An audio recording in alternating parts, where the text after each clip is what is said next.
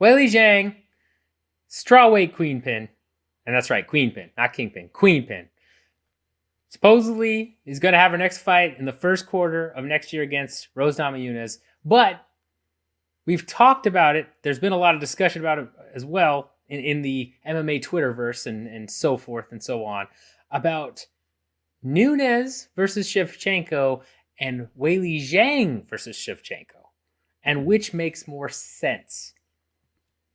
Drake, you are the WMMA expert. Have a whole show about WMMA. It's true. Shevchenko versus Nunes, Shevchenko versus Zhang. Which makes more sense at this point? What's the better option? Okay, those are two different questions. The better option. Okay, let's do better option then. Yeah. Okay, well, the better option, I think would be. It's kind of comes down to the timing too. I think the better option right now, in terms of a fight, probably Weili versus Shevchenko. But what makes more sense is the trilogy fight between Shevchenko and Nunes. And I say that because it's specifically because of the strawweight division. You look at the strawweight division right now, Weili has a Chris Jericho list of challengers awaiting her. All right. You just made the list. Everybody is on the list. She needs to do some work. She only has one title defense. This should not even be a thought, as much as I love Weili and watching her fight and everything. And that would be a great matchup, I think. But come on, we did the champion versus champion thing a whole lot in recent years. We're kind of getting back to some normalcy with some classic, champions defending. And I think that she wants to do that too right now. From at least what we've been seeing her talk about, she's mentioned, that would be cool to do that someday. But she also understands what is directly in front of her, which is one of the best divisions in all of MMA, regardless of gender right now, is that strawweight division in the UFC. It is just loaded from top to bottom. And you got to think, she's only had 6 fights in the UFC. So it's like, there are so many fresh matchups for her still.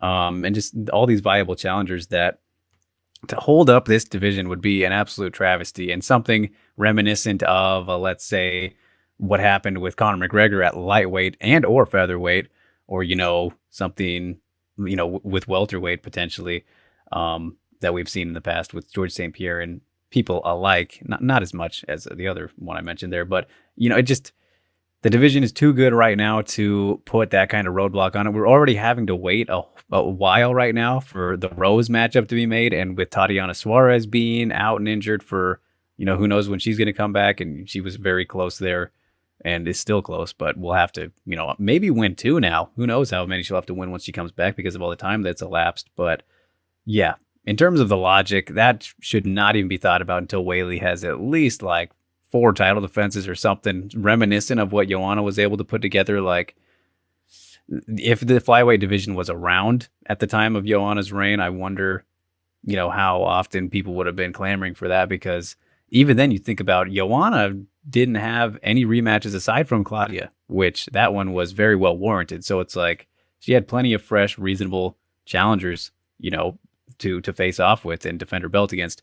Now Weili has way more. And Joanna had a lot. So it's like, you just shouldn't do that right now. And then if you look at Nunes, who is pretty much cleaned out, I'm not even going to mention featherweight because there's no need to. There's no cleaning to do.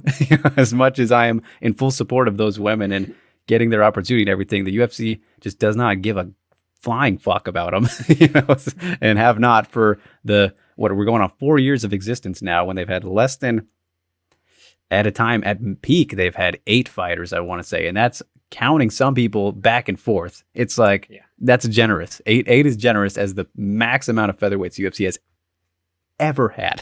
Okay. But she's cleaned out the bantamweight division. And as we've seen, the top contenders right now, she has already beat Jermaine Durandamy, Holly Holm. So yeah, it would make way more sense to have Valentina go up, who is, doing her own thing at flyweight and slowly cleaning that one out as well, despite looking more human to most people in this last Maia fight. But I don't it's still a great fight and a great trilogy and everything, but I just feel like why I don't feel like it's the better option in terms of a fight right now is because of I just feel like since they fought in the rematch, which I will say I do think Valentina edged. Incredibly close fight. Incredibly close fight. Very technical. It wasn't amazing in terms of excitement, right? It was something you kind of have to appreciate. And that's the funny thing to me, why people kind of, were like, well, let's make that one again, is because you guys got to remember that wasn't the best fight in the world. Like, I appreciated it greatly from a technical aspect and everything. I enjoyed it. I really liked the fight, but it's definitely not the best fight ever or close to that, right? So just take that alone as to why that's not the better option. But at the same time, I just feel like Nunes has improved a little bit more since Shevchenko at that time. And if you look at the level that they were on and just as it's raised and everything, I just can't see Amanda losing, And I mean, people can say the same about Valentina, but just you look at the performances, I've been more impressed with Nunes. And you can argue the competition in both ways, I think. So it just comes down to how they've been looking, and Nunes doing it in 2 different weight classes, even though the higher one, there's not much there.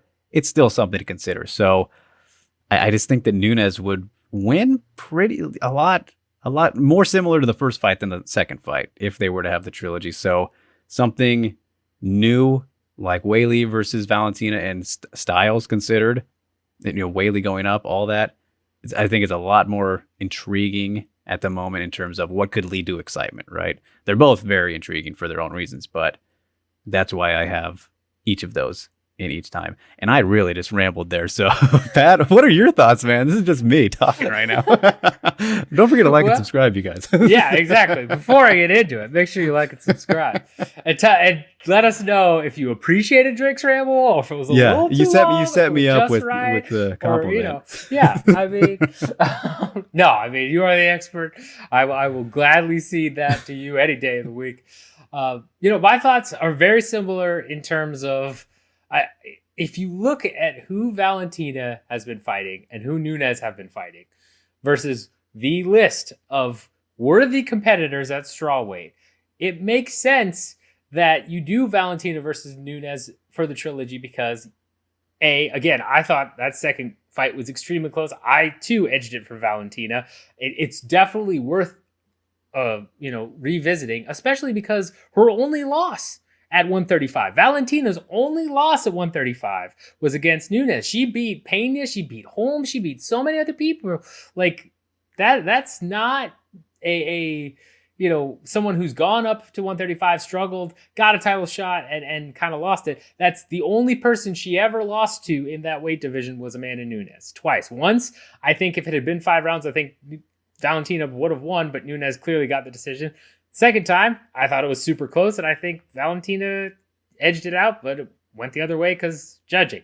But that all being said, even if those fights were not as close, let's say Nunes had clearly won both of those easily, I still think it's the better option just because we have seen growth in both of them, and they have no one else left to fight. I mean, Shev can go ahead and fight Andrade. That makes sense. But even then, I think, Shevchenko is going to look really good against Andrade and going to end up, it's her toughest competition, but it's also someone that I think she's still going to have a size advantage over. She's, fought bigger, stronger women. And I think, it's not going to present any new problems for her. If you do Zhang versus Shevchenko, personally, I really love that matchup because it's a new style. I think it would be a banger of a fight. And I also think then they could finally, if Shevchenko beats Zhang, then go ahead and reverse that just inexcusable putting Zhang above Shevchenko in the women's pound-for-pound rankings. That is heresy. I don't know what the rankings panel is seeing. They're just recency bias. Yeah, recency bias. That is heresy. But, at the same time, I think Nunes versus Shevchenko is the only fight that makes sense for either of them right now. Unless we want to see both of those fighters, again, essentially not crush cans, but beat competition that, I mean, it's not can crushing, but it's clearly a level of competition where they're both on this level and the other competition tends to be around here, right? Like you get the occasional here, but like, I mean, there's a clear skills gap. There's no real other way to put it. And even again, Shevchenko versus Zhang, based on how the Joanna fight went against Weili, I think Valentina, takes that easily too. But that one is a little bit more, it's new, it's fresh. But do Nunes versus Shevchenko 3. So we can see if Nunes has really grown that much. Because I'm with you that her performances have been more impressive overall than Shevchenko's. But it's hard for me to tell how much of that growth is real based on who she's fighting. Because she's got power. She's got the ability to, put people out. Nunes has always had that. She's looked more aggressive and all of that. But she's also been fighting people that she's either beat before or that haven't exactly put on title contender performances on their way to fighting Nunes, and it's been more of a lack of other people in line. So, yeah, I'm with you in all of those aspects. Do Nunes versus Shevchenko. Let Zhang fight these great fresh matchups. Suarez, I can't wait for her to come back because I want to see that matchup so bad. Rose versus Zhang should be amazing. There are so many. China. Yeah, I mean you've got matchups for days in strawweight. So yeah, I think that makes the most sense here. I do want to point out though, if we do get that trilogy fight, let's get crazy. Nunes, do you think you can make 125? Come on, let's go for that triple crown, huh? Triple C for real. Could you imagine? Tough, man. I can't though, because she already has issues cut down to 135. Yeah, no, right? I think that she would deplete herself far too much to. Yeah, that would change the tide a lot. Yeah, I think then you end up with a Dillashaw situation where I don't think she would take Ipo, but I think she would look like death and then maybe get hurt real bad because that's yeah. You could do it if she could safely make the weight and felt good about it. I would love to see that opportunity. Yeah, hell yeah, all day. But I don't want the trilogy to be contested at 125 after Nunes has overshot the weight cut, trying to make it, and then gets blown out of the water, gets knocked out or something because she's so dehydrated, and then all of a sudden it just throws her legacy into question. Like, we don't need that, because then we'd have to do a fourth fight in order to clear it all up. Nobody wants to deal with that. So it's best back at 135 if we're going to be honest.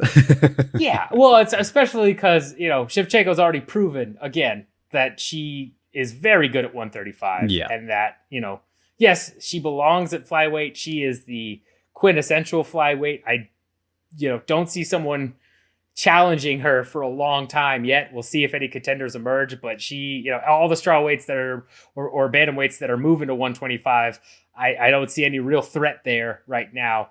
But I will say that Valentina's no slouch at 135.